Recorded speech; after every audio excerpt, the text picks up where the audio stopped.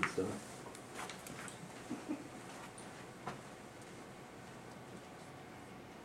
Alright, I'm talking about unethical behavior of educators, two hot topics in the news right now in education, social networking with students and cheating of educators on state assessments. This is for my law and ethics course at Jacksonville State University. One interesting case I found, this is in '98 before social networking got so big, and this kid, Usenet, what he did was he created his own web page. Had a lot of criticisms about the administration of the school, teachers of the school, and he had a link posted to the school's website and encouraged people to send emails to the administration of the school. He didn't do any of the creation of the website at the school, so technically what the court ended up saying was that they couldn't do anything to him. He was suspended for 10 days by the principal, because the principal was angry about it when he found out about it. And the court basically said that students do not give up their First Amendment rights to free speech when they come to the school door. It did not cause any disruption at the school, and they ruled in his favor.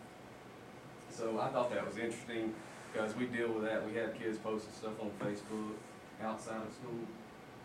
We just have to be sure that it doesn't interfere with instruction at time. Obviously, it has increased for students and adults of all ages, and we as educators are often encouraged to use it, to use technology and social networking to extend educational opportunities outside of the classroom. But there's been a lot of incidences here lately about suspensions, terminations, loss of certificates, things like that. Biggest thing is to maintain professional integrity and ethical obligations when using social networking. And I included in one of these sheets, this is actually ours. This has been our technology acceptable use plan, social media reminders and recommendations. Notice that it says in here, recommends that teachers do not friend current students and or students under 18. And that's specifically talking about Facebook, which is the big social media outlet right now. But I know a lot of you have Facebook pages. And what I've done in my research is I've found, like New York Department of Education has a 14-page document on their social media guidelines. They encourage it. They encourage you to do it, and they encourage you even on Facebook to friend students. But that they require you to have a professional Facebook page and a personal Facebook page, which I thought was interesting, because I know a lot of times, especially in stuff like Key Club, extracurricular activities, kind of hard to get everybody together for meetings, and you could really communicate well that way with that. I just want to know what y'all thought about that. I think as long as it's specified that this is a school page, Yeah. I think it's a good thing. My son had a Truth, and a lot of his teachers had pages, and it was their school page, Right. but he did not, he didn't friend request them on a personal basis. Right. There was no, so I think as long as it's specified, it's a good thing. I think There is something called Remind 101. Amber sent it to me, and I signed up and then didn't use it, but what it does is you can create your group, like she does it with the seniors of like high school, and it's on your phone, you send out reminders to them, and to a certain group, so that might work for you to keep it. I think that's how Circle of Care keeps track of their people. They send text messages. Yeah. Well, I think sometimes though we do get into texting or do you have a web page or do you have Facebook? And I think if everything sort of comes together and one thing is used, and it's easier to sort of keep track of them rather than having a phone on the phone. But I think it does need to be very specific about what organizations, and that it is kept separate from the personal Right. stuff. And see, Facebook too, all the kids have it. It's Which not one- like you're Which one of asking. y'all been playing with technology? You know this don't apply to me. I'm trying to get rid of my Prometheus board. I'm trying to get rid of it. I got why not put back on my wall, I'm ready to go. Anyway, yeah, since they already have it, you would think that they would be more ready to accept you or to be affiliated with your web page as your professional web page. I've gotten friend requests from students before. I always deny them, but just because there's so much that can happen. Right, we go to conferences every year, and they always have the horror stories of what can happen, and some of the things that Tons of have them. happened, Yeah. and some of the ridiculous, stupid things that people do. But, so, I've always kind of been like, I just soon not do it. Yeah, Uh, not even have a page. Yeah, rather than Right. open myself up to whatever. And that's what's difficult about it, because it is a great way for your personal life. Like, my father lives overseas. It's a great way for him and I to communicate. He sees pictures of things going on in my life and I in his. And it's tough to say that teachers, we can't be normal people and have, a Facebook page and communicate with your friends and stuff like that. But also, it does become difficult because one teacher I read where the kids were in on it. She got the kids to put duct tape over their mouths as they were sitting in the class. She took a picture of it, posted it on Facebook, finally found a way to keep my kids quiet. Well, she lost her job. Oh. Even though the kids were supposed to be in on it. Not like she went around forcing all the kids to put duct tape on their mouths. But, just have to maintain that professional integrity. Anybody else have any other input on social networking?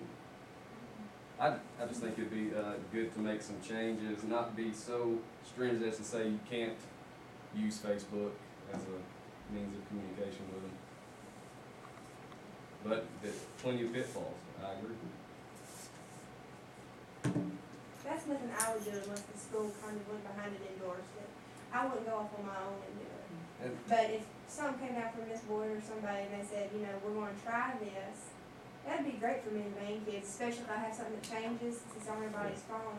But I personally would never do that without the school implementing Talking something. about friending current students. Even if a professional page, I wouldn't do that without some kind of school backup on it. I wouldn't do Right, it on my own. definitely. I wouldn't either. I wouldn't just go do it. Well, going back to what Ms. Lucer says, Sarah has something at Opelika High School that her math teacher sent, and science too, will send every day with updates about, so apparently they changed their mind on homework Right. and stuff.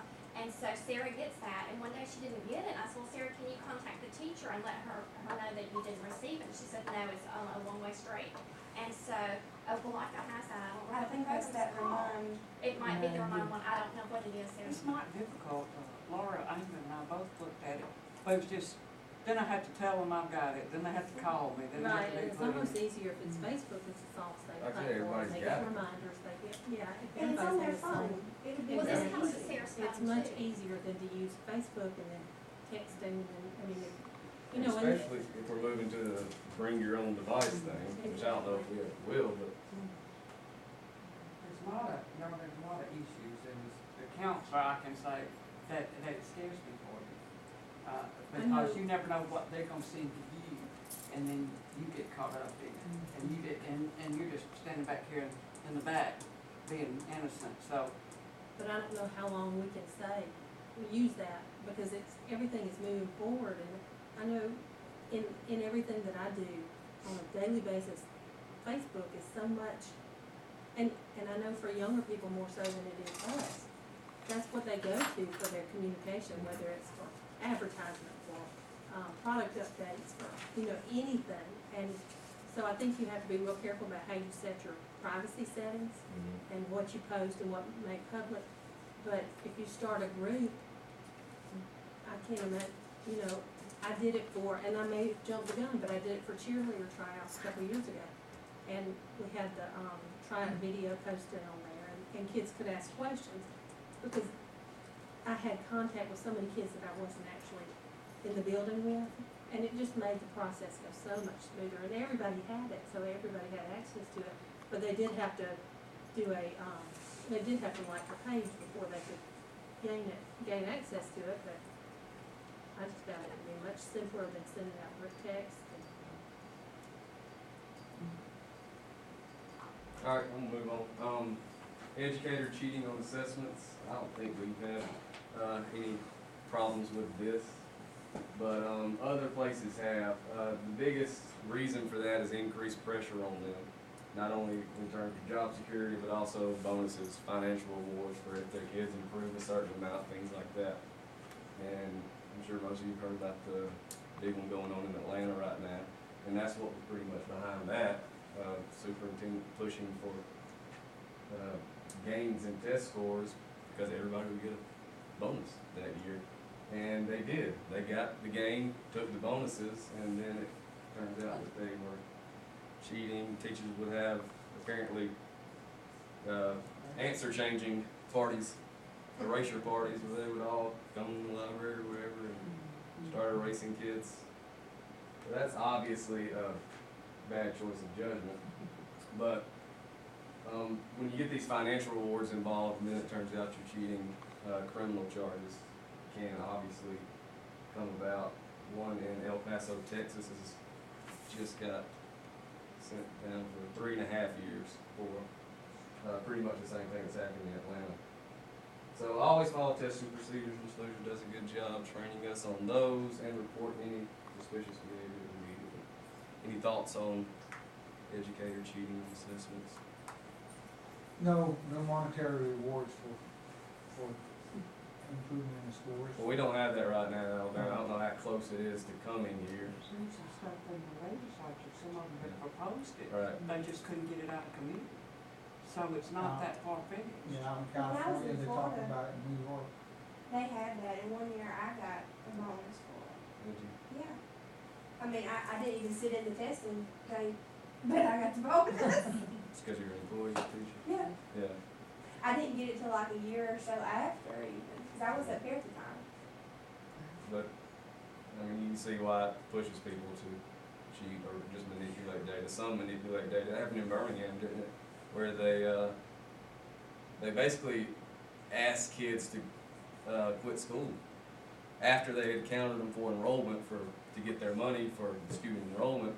They encouraged them to go to GRE school, drop out of school and go get their GRE, so that when testing came around, they weren't responsible for their scores. And that's along the same lines. You're still manipulating data. But there's been, that's why you've got your attendance measure on your testing, because certain children were, so it was suggested you stay out tomorrow when we're testing. So that is why, some of that. And also, with what you're talking about, people trying to get the GED and stuff, that's why we're fixing to go down and measure dropouts in the 8th grade. It won't just be us, because some school systems are holding them in the 8th and not letting them move to the 9th, because they know that they're gonna drop To out. keep their statistics like artificially high. Mhm. That's all I have. Keep the best interest of the student in mind. But it is in the best interest of the student that they go get a GED and go on down. Not in your best Maybe, interest. but not for those particular purposes. You know that it's a federal diploma and no, it's not recognized by the state. That's the deal, the GED. Oh, I didn't realize. Yes, that's the whole point. That's why if they